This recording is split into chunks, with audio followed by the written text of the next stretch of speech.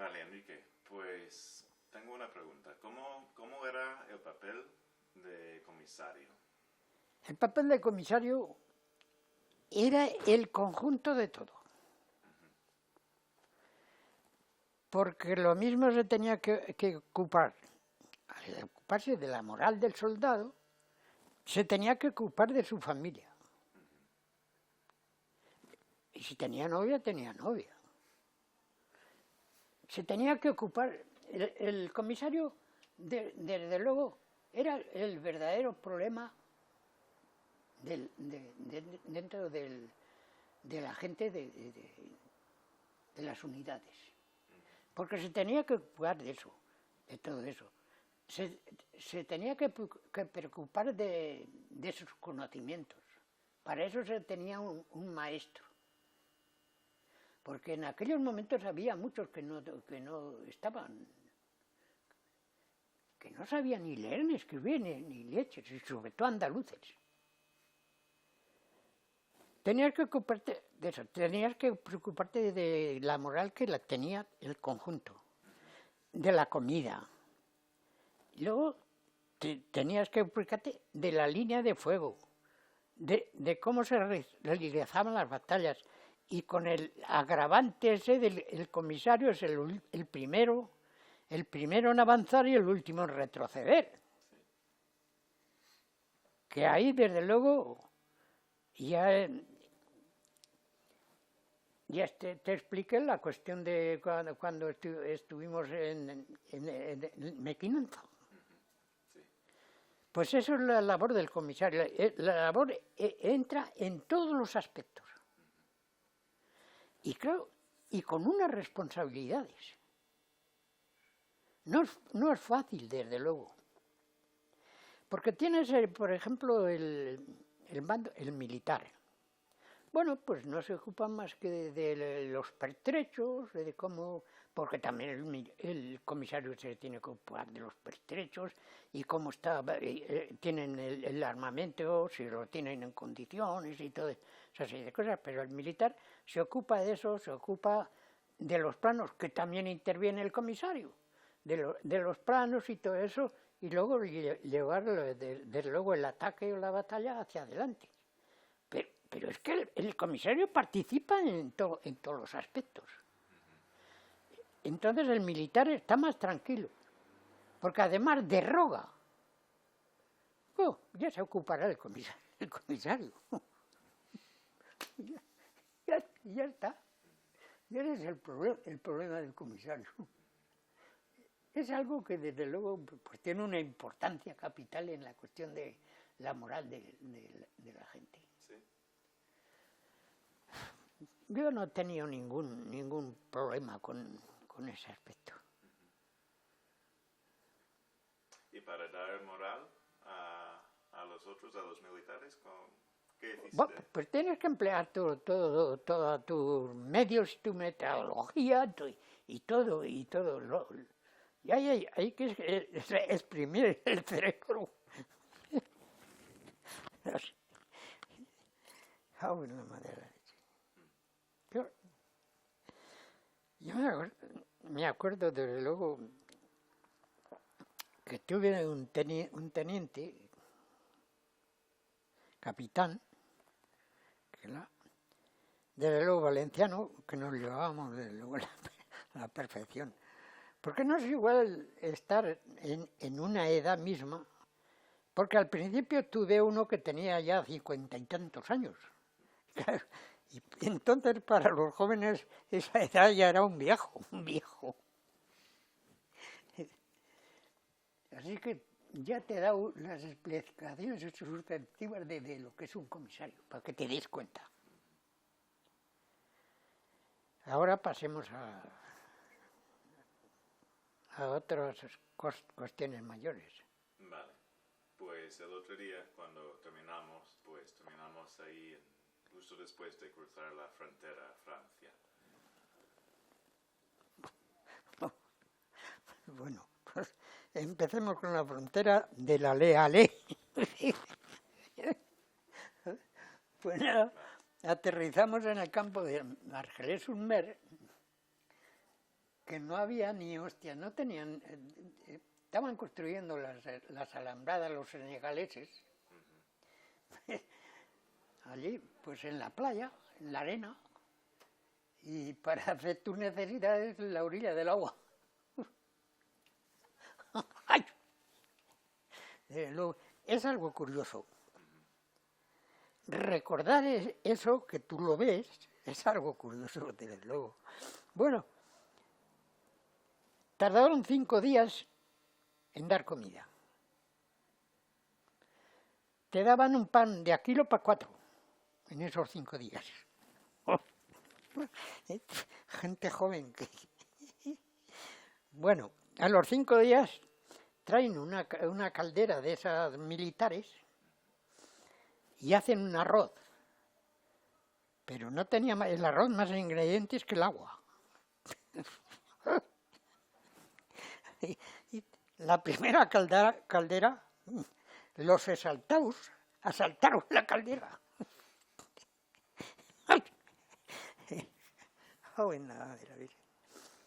Bueno, pues yo, como no era un exaltado, pues aguardé a la segunda, en las mismas condiciones. Te daban un cazo de arroz blanco y ala. Pero, joder, es que después de 5 días con un trozo de pan así, pues no creas que... Bueno, pues ya empezaron a montar las alambradas, empezaron a montar, desde luego, fuentes, porque hincaban desde luego una barra, desde luego a 50 o 60 metros o 100 metros del mar, y salía agua, y ya no salía salada. Bueno, pues empezaron a montar, y ya está. Y nosotros seguimos allí, que era el mes de febrero. Como dicen los franceses, a la Belle Étoile. Pero es que entre nosotros mismos, pues había gente de todas las condiciones y clases.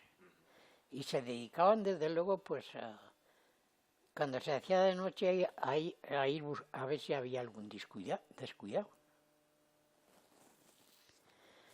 Y nosotros éramos 3 del pueblo que yo capitaneaba. Y yo no sé cómo, no sé, no tengo ni idea de que me hice con 2 mantas. Porque cada uno tenía una sola, ¿eh? Me hice con 2 mantas. Entonces, pues, hacíamos un pequeño hoyo en la arena, y con las mantas mías y las de ellos, pues todavía lo pasábamos. Pero yo me dije, porque si te descuidabas, te se llevaban la manta. Y naturalmente yo dije, bueno, pues aquí ato una cuerda a la primera manta de arriba y a la muñeca. Si tiran de la manta, tiran de la muñeca. Ay, bueno, y así pasamos. Entonces, había uno de los del pueblo, pues tenía un morral con toda una serie de cosas, bastante arreglado, y se lo ponía de cabecera. Pero una noche se quedó sin la cabecera. Vino un espabilado por allí, tiró del morral de la cabecera y salió echando chispas. Y se llevó el morral. Y el otro se quedó sin cabecera. Y así sucesivamente. Y así pasamos el tiempo. Y empezaron a sacar compañías de trabajo. Empezaron a sacar compañías de trabajo, naturalmente, y había quien se apuntaba. 2 conocidísimos, además de amigos, de un pueblo de al lado, Olmeda de Coveta, pues se apuntaron en las primeras compañías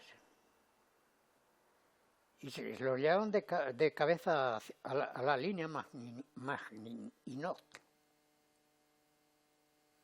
Se los llevaron. Entonces, yo no salí voluntario nunca. Pero al último, cuando no encontraban voluntarios, pues los encontraban a la fuerza. Y tuve que salir en una compañía pues a la fuerza, pues me dijeron pues que había que ir y ya está. Pero a nosotros, pues éramos 4 compañías. Nos llevaron al centro de Francia, a un bosque, en la orilla de un pueblo. Nos aparcaron allí en el pueblo, pues, el día a trabajar al bosque aquel, y por la noche al pueblo. Pero no creas que tenías cama allí. Que en el pueblo pues habían dado un espacio de allí de cuadra, con un poco de paja y más que chutas.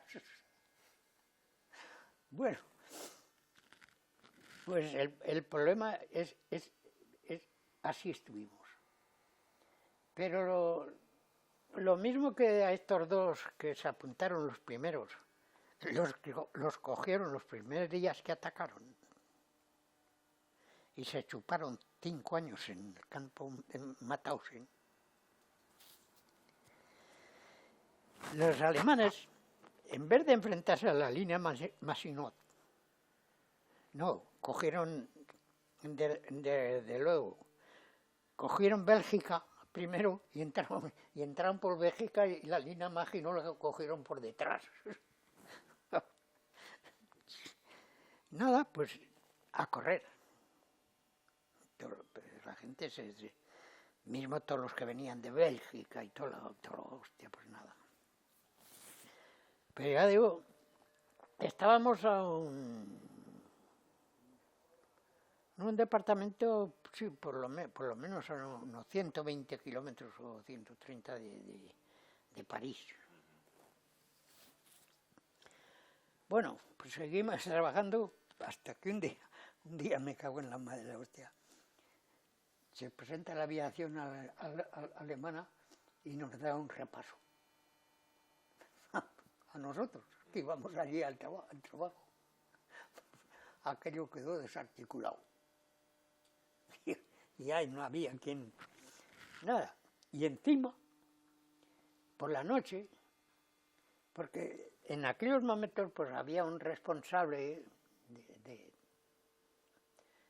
por lo menos a lo mejor si hablaba alguna palabra en francés o cosa por el estilo, responsable español de los refugiados, que tenían reuniones con un teniente de la Legión, que era el que mandaba, de francés. Bueno, pues el día ese del bombardeo, por la noche tienen una reunión, o por la tarde, ellos, y este teniente le dice, no os preocupéis, si llegan los alemanes, ya influiré yo para que no os haga nada. Nadie dijo ni pum. Pero a las 4 de la mañana no quedaba ni Dios en el campo. Todos habíamos hecho carretera y manta, que decíamos. Oh, en la vida. Ya digo, es algo brutal. Pues el primer día, claro, y una vez que empieza la desbandada, cada uno se preocupa ya no se preocupa más que de lo... Pues yo me junté pues con los de mi pueblo y con algunos del pueblo de alrededor, que éramos 5 o 6. Bueno, pues el primer día nos hicimos 64 kilómetros, ¿sí? Andando. 64 kilómetros. Y es curioso que esto ya me parece que te lo conté. En el grupo no había más que yo y otro de mi pueblo que teníamos algo de dinero. Los demás no tenían ni hostias. Pero el estómago pide, desde luego. Es algo inusitado.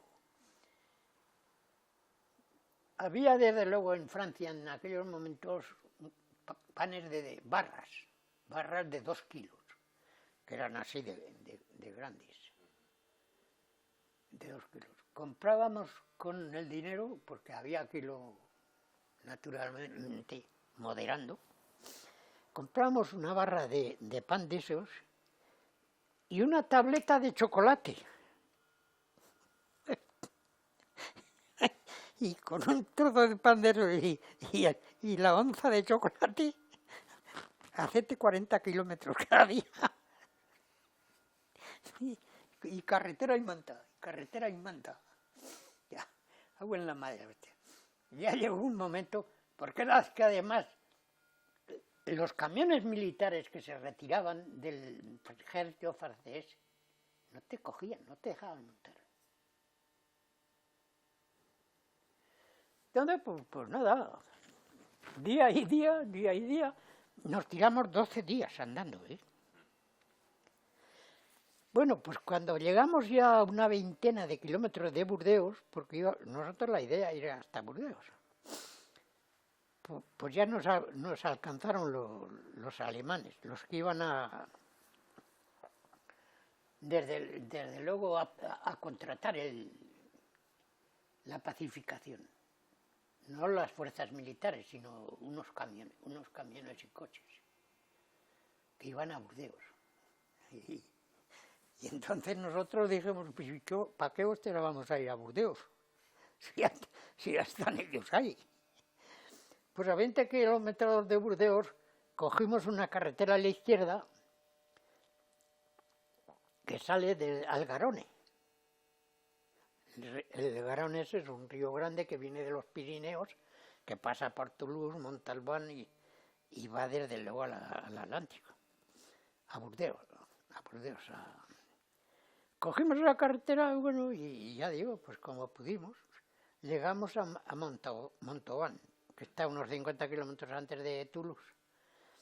Y allí en Montauban nos enteramos de que había una finca de mutilados españoles. Había una finca fuera de la capital y les daban de comer y nada más. Y dice, y si va alguno, pues lo recogen. Y le dan de comer, pues legumbres, pero nada de carne, ¿eh? Eso está prohibido. Bueno, pues nos acogimos allí, claro, y no sabíamos ya qué hacer, claro, porque desde luego los gendarmes, desde luego españoles, se dedicaban a coger y a la gente a llevarla al campo. Y en esos momentos, en la cuenca minera del Aveyron, el pueblo se llama Gran Saï, 2 o 3 pueblos, Aubigny, que pertenecen a la cuenca y allí no hay más que trabajo que de mina. Pero yo tenía allí una prima y tenía las señas. Una prima desde que con el marido se habían desde luego expatriado ahí, porque entonces la Francia después de la Primera Guerra Mundial pues necesitaba gente.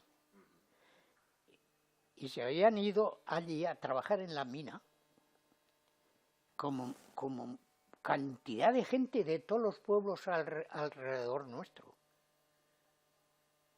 Había allí gente de españoles que se habían ido allí a trabajar la mina, pues.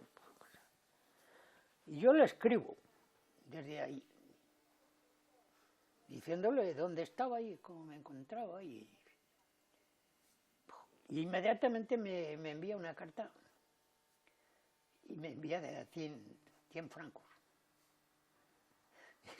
Es que desde lo que lo recuerdo es.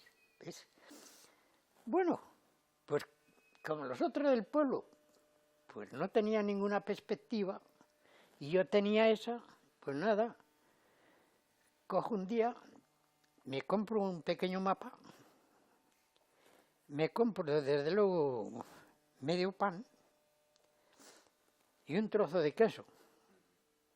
No creas que la cuestión no... Ya como me había dicho que me viniera a su casa, yo compré un pequeño mapa para seguir las carreteras. Entonces, tenía que hacer andar por la noche y por el día al bosque. Pero el primer día, desde luego, de ese pueblo de Montubana, donde yo hay un pueblo que es bastante grande, bastante. Y está a 4 kilómetros de un campo de concentración. Bueno, pues yo lo cojo de noche, pim pam, ya a las 3 o a las 4 de la mañana llego a ese pueblo y lo paso. Pero no, nada más pasarlo, pues los hijos de puta, yo no sé, venían sin luz. Y desde luego, cuando echan la luz y yo los veo, ya no me dio tiempo para echarme fuera. Y aguanté la marea. Se paran y debían ser, por lo que yo saqué, de que eran 2 guardias del campo que vivían en el pueblo y se venían pues a casa. Claro, echan la luz de las bicicletas y se bajan y a mí como me ven con el morral y la manta, desde luego no me dejaron ni hablar y me dicen, ¿usted qué busca a Uchal? Claro, yo le dije, uy. Pues ellos tan tranquilos cogieron las bicicletas y se fueron al pueblo. Y a mí me dejaron que fuera al campo. Pero yo pasé por el campo y no me arrimé. Pasé el campo cuando se hizo de día al monte. Todo el día guardando. Y con un trozo de pan y un trozo de queso. Oh, buena madre. Y así sucesivamente. El último día. Llegamos a un pueblo bastante grande también, pero ya ese día por la mañana empezó a lloviznear. Claro, no era día para estar en el campo. Y yo me dije, bueno, pues en estas condiciones, desde luego los gendarmes no estarán mucho por la carretera. Pues nada, llegué al pueblo, lo pasé y ya está. Y seguí la carretera, que yo con mi pequeño mapa. Seguí la carretera, luego ya escampó y salió el sol y todo eso. Y a unos 20 kilómetros de donde yo tenía que ir, pues como tenía que pasar por un pueblo que había gendarmería. Y yo dije, desde luego, es que si me ven con el morral y la manta, pues no van a creer que voy de paseo. Me echo allí en unas fincas que había pared y matas, y el morral y la manta los dejé allí, que no los he vuelto a ver. Después, los dejé allí, me cojo así, como de paseo, y pasé el pueblo tranquilamente. Llegué a un pueblo que se llama Obín, que ya es la cuenca, sin ningún tropiezo. Pasé a Udín y llegué a un pueblo que se llama Grasac, donde vivía desde luego mi prima, sin ningún problema.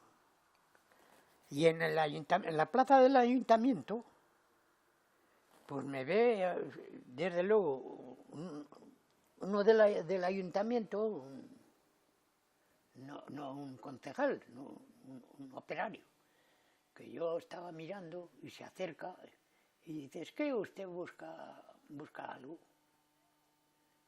Y le dije yo, pues la dirección. Y dice, oh, pues si lo conozco mucho, dice, no se preocupe, venga conmigo, yo lo llevo. Y me llevó a casa de la prima y ya está. Y, oye, una de las cuestiones que desde luego, después de tiempo, la prima me recordaba de que cómo podía comer tanto. Joder, y le digo, pues joder, si llevo sin comer, nada, pues se pasó, y el marido pues le hacía el jardín a un ingeniero de la mina. Y en aquellos momentos, desde luego, pues el ingeniero dijo, pues no hay plazas para ahora en la mina, de que se aguarde un poco. Y me metieron con un contratista que estaba haciendo obras allí dentro del perímetro de la mina. Y estuve pues hasta que desde luego el otro dijo, pues ahora ya puede entrar. Y cuando se lo dije al otro, me dice, era desde luego un italiano. Y se había quedado tan contento que dice, pues ¿por qué no te vienes con nosotros? Que vamos por ahí, desde luego, de ciudad en ciudad. Claro, pero yo como estaba al calor de la prima, pues dije, bueno, a la mina. Para saber lo que es el trabajo de la mina, hay que entrar.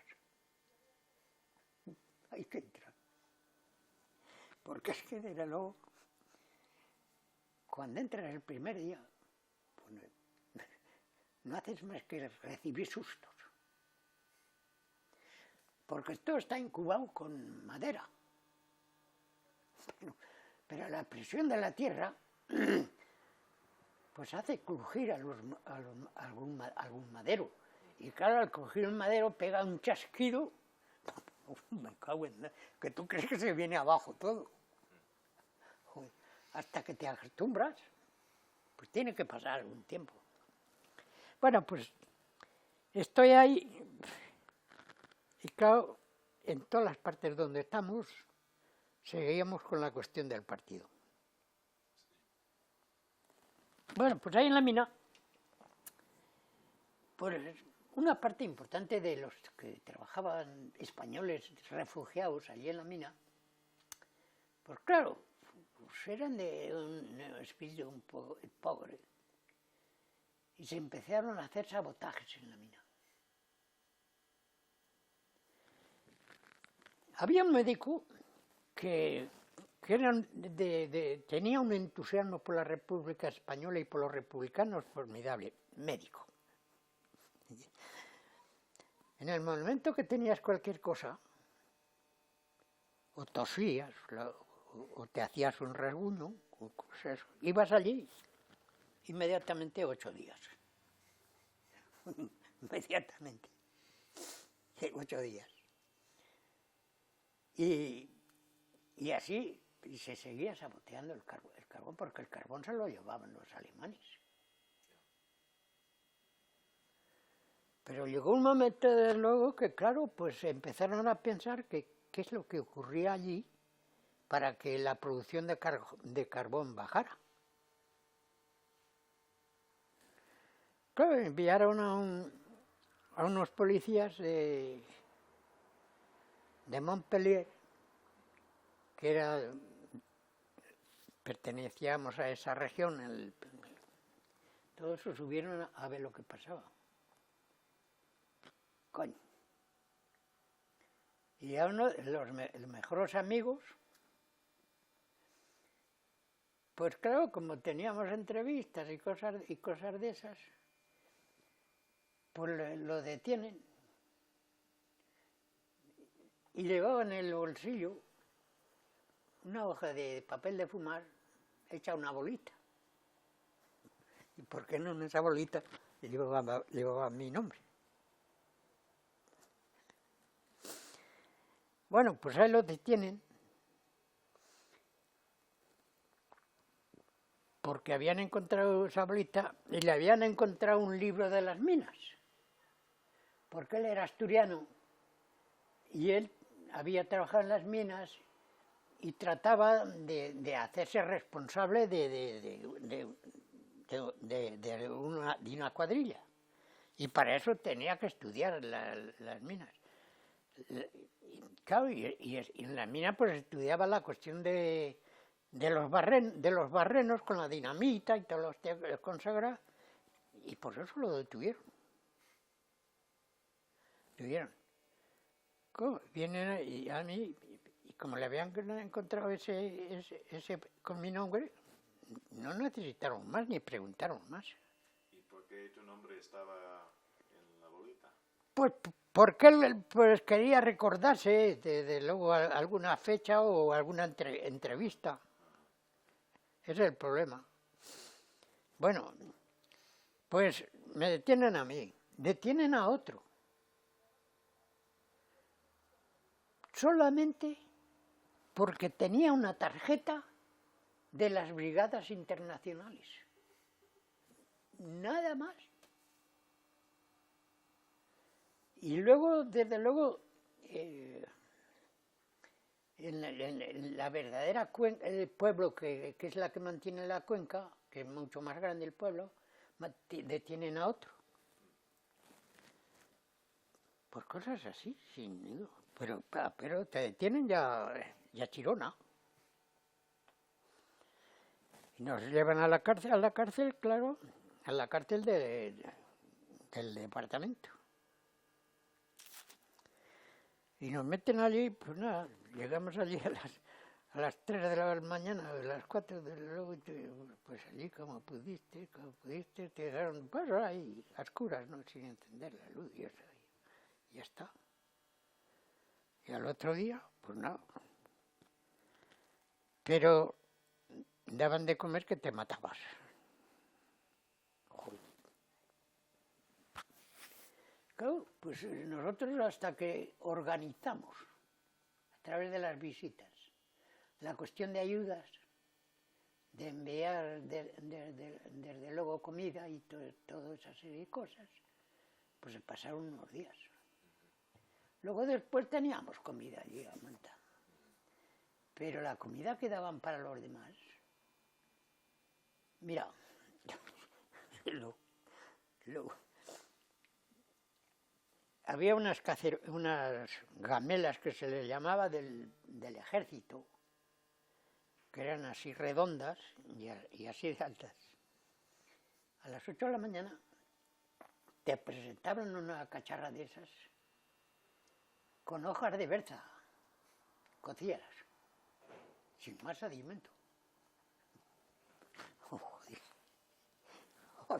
Yo que venía de comer de la prima, el primer día de se vaya a tomar por culo la gamela y la hostia. Joder, pero es que se pasan las horas, y el estómago llega desde luego el otro día con lo mismo. Allí no había variedad. Llega el otro día, lo mismo. Buen Dios. Y empecé a atacarla. Y pude con la mitad. Pero al tercer día me la comí entera. Porque el estómago ya no. Y daban eso para almorzar. A las 4 de la tarde te daban un cazo de caldo con patata o con garbanzo o con cosas de esas. Pero fíjate cómo sería el cazo, que desde luego yo ya la tenía contabilizada. Si se equivocaba el que repartía, te daba con el cazo 9 trozos de patata. Y si no se equivocaba, te daba 7. A la gente joven con un cacharro de esos, que luego yo decía, pero estos los comunes, porque había un patio y sacaban a los comunes y luego nos sacaban a nosotros, pero no juntos. Y decías, pero ¿cómo pueden aguantar? Y claro, aquella gente pasaba más hambre que hambre. Fíjate, porque la ventana de donde nos tenían, la celda que nos tenían a nosotros, todos juntos, pues daba al patio y los veíamos. Y yo me acuerdo haberlos visto, porque había una cantina que vendía castañas y cosas, manzanas y cosas de esas. Claro, y el que tenía algún dinero y compraba castañas, pues las comía y las cáscaras las tiraba por el suelo. Ver a gente de esa gente ir recogiendo las mondas de las castañas y comérselas. Que hay que fastidiarse lo que es la monda de la castaña. Lo mismo que, desde luego, en la cuestión de tabaco, también verlos, alguno que tenía dinero y tiraba la cajetilla del tabaco. Y coger la cajetilla y comérsela. Desde luego. Y así se pasó. Luego llegó el momento que fuimos a juicio, a Montpellier. Ahí ya cambió totalmente todo. Y ya la situación en el 44 era, desde luego, completamente fuera de contexto. ¿Cuánto tiempo estabas ahí en la cárcel antes del juicio? 3 meses. 3 meses. 3 meses. Llegamos a Montpellier y nada más llegar, cada uno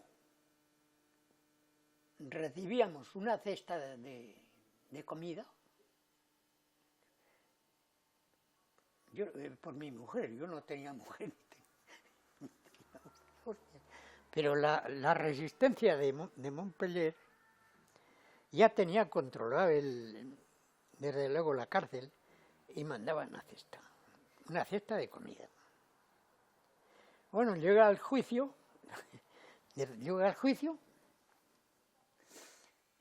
y desde luego, como no tenía nada contra, pues sobre todo contra mí, y contra el otro de Casivili, que es el pueblo, que es el dueño de la cuenca.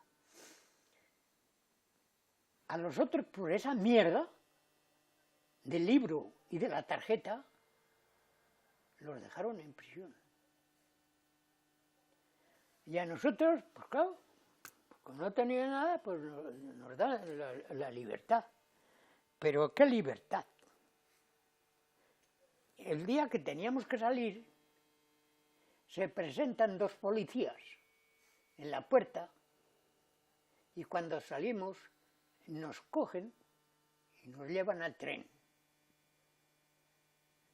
Así que esa es la libertad que nos había dado el juez. Así que te puedes dar una idea de cómo ellos, el concepto que tenían de la justicia. Bueno, nos llevan al tren y catapum, nos llevan a Vernet de Ariège.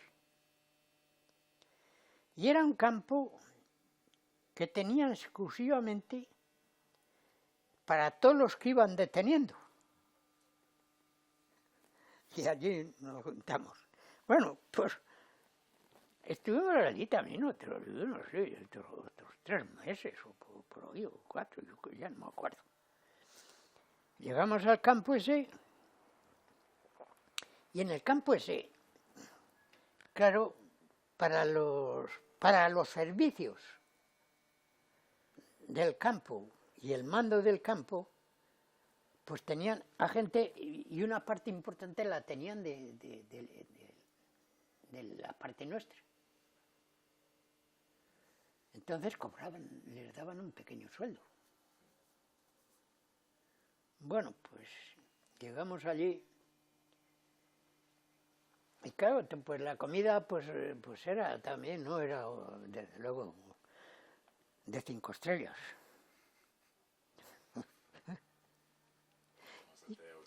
Y ya tengo